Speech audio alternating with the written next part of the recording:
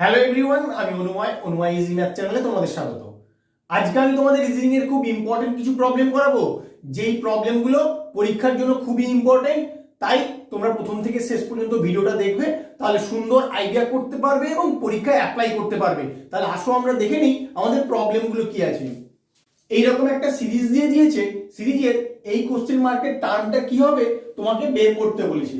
তাহলে কিভাবে করবে, তোমাকে প্রশ্ন দেখার অ্যাপ্রোচটা কিন্তু পাল্টাতে হবে, তাহলে খুব সহজেই বের করতে পারবে। তুমি একটু অপশনের দিকে তাকাও, তিনটে ভি একটা ডাব্লিউ, দুটো ডাব্লিউ দুটো ভি, তিনটে যে একটা কে, তাহলে তোমাকে সব অ্যালফাবেট গুলোই বের করতে হবে। এটা কিন্তু তোমাকে অপশন দেখে বুঝতে হবে। কেন বলছি, দেখলেই বুঝতে পারবে। ফার্স্ট অ্যালফাবেট গুলো নিয়ে ভাবো, আর থেকে এস প্লাস ওয়ান করলে হবে, এস থেকে টি প্লাস ওয়ান করলে হবে, টি থেকে ইউ প্লাস ওয়ান করলে হবে, ইউ এর সঙ্গে প্লাস ওয়ান করলে কি হবে, ভি হবে। তাহলে এবার দেখো ফার্স্ট অপশনে কার কার ভি আছে, এর আছে, এর আছে আর এর আছে। তাহলে এই অপশনটা তুমি কেটে দাও।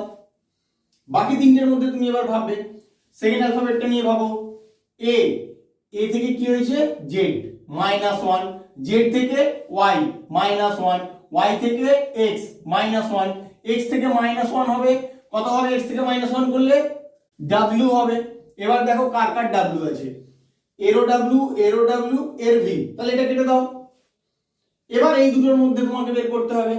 লাস্ট অ্যালফাবেট গুলো নিয়ে ভাবো, বি থেকে ডি প্লাস টু, ডি থেকে এফ প্লাস টু, এফ থেকে এইচ প্লাস টু, এইচ এর সঙ্গে প্লাস টু করো, এইচ এর সঙ্গে প্লাস টু করলে হয়ে যাবে যে। এবার দেখো কোন অপশনে আছে, যে দেখো এটা আছে, তাহলে এটা কেটে দাও। একমাত্র এটাই হবে তোমার কারেক্ট অ্যান্সার। কেউ বলে দিক তোমার এটা ভুল হয়েছে, অ্যাপ্রোচ করার টেকনিকটা তোমাদেরকে শিখতে হবে। একটা একটা অপশন তুমি বাদ দিয়ে যেটা লাস্টে পড়ে থাকবে সেটাই তোমার হবে।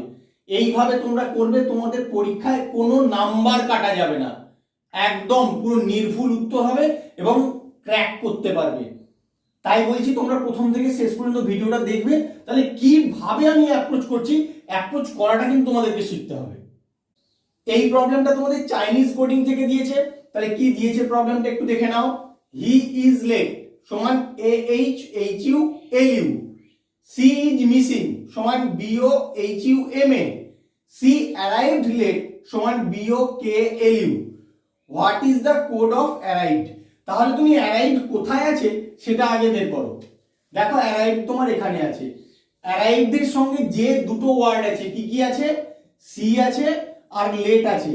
এই দুটোর কোড যদি তুমি বের করতে পারো, তাহলে বাকি যেটা পড়ে থাকবে সেটাই তোমার অ্যারাইভড এর কোড হবে। এইভাবেই এগুলো করতে হয়। এবার দেখো সি কোথায় কোথায় আছে, সি এখানে আছে আর এখানে আছে।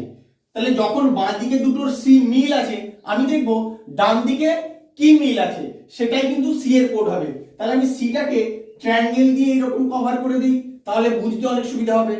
এখানে দেখো bio H U M A, bio K L you, দেখো বিওটা মিল আছে দুদিকেই, তাহলে এটা হবে তোমার সি এর কোড।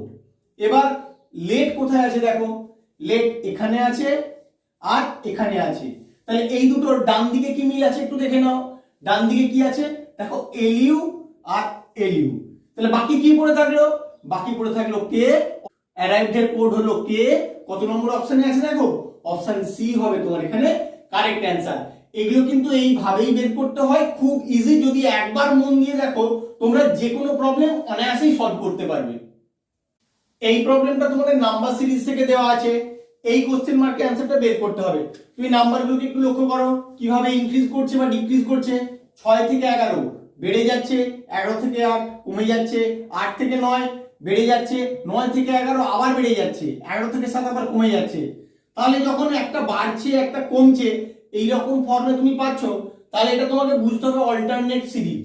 অল্টারনেট সিরিজ বলতে একটা বাদ দিয়ে একটা নিয়ে নিশ্চয়ই দেখো একটা সিরিজে দেওয়া আছে। তাহলে আসো দেখে নিই। 6 থেকে 8 কি করে আসে, প্লাস 2 করতে হয়, 8 থেকে 11 প্লাস 3 করতে হয়। তাহলে এটা কত করতে হবে, আমি যে নাম্বারগুলো পড়ে থাকলো সেগুলোকে নিয়ে দেখিয়ে আসো যে ওগুলো কোনো সিকোয়েন্সে দেওয়া আছে কিনা। 11 থেকে 9 মাইনাস 2, 9 থেকে 7 মাইনাস 2, 7 থেকে 5 মাইনাস 2। তাহলে এইভাবে এই নাম্বারগুলো এসছে, তাহলে এটাও কিন্তু তোমার নির্দিষ্ট সিকোয়েন্সেই দেওয়া আছে, সেটা তোমাকে দেখে বুঝতে হবে। প্লাস 2 প্লাস 3 এরপরে কি হওয়া উচিত, প্লাস 4 করে দাও। +4 করলে কত হবে? 11 আর 4 যোগ করলে হয়ে যাবে 15। এবার অপশনের দিকে তাকাও, অপশনে দেখো অপশন সি তে কিন্তু তোমার 15 আছে, এটাই হবে তোমার অ্যান্সার। এইভাবে অল্টারনেট সিরিজ ভেবে কিন্তু তোমাদেরকে প্রবলেমটা সলভ করতে হবে। এই রকম একটা ফিগার দিয়ে দিয়েছে, ফিগার দিয়ে তোমাদেরকে বলেছে how many straight lines are there, এখানে কতগুলো সরল রেখা আছে তোমাকে খুঁজে বের করতে হবে। দেখে প্রবলেমটা অনেক জটিল মনে হচ্ছে, কিন্তু আমি তোমাদেরকে বলে দিচ্ছি কিভাবে করবে, একদম সোজা প্রবলেমটা। তাহলে আসো আমরা দেখে নিই কিভাবে স্ট্রেট লাইন বের করব। এখান থেকে শুরু করো, তুমি এই যে বাইরের যে লাইনগুলো আছে 1 2 3 4 5 6 হয়ে গেল তোমার 6টা। এরপরে এখান থেকে আসো, এই 1 7, এই 1 8, এইখানে 9, এখানে 10, এই একটা 11, এটা 12, এটা 13।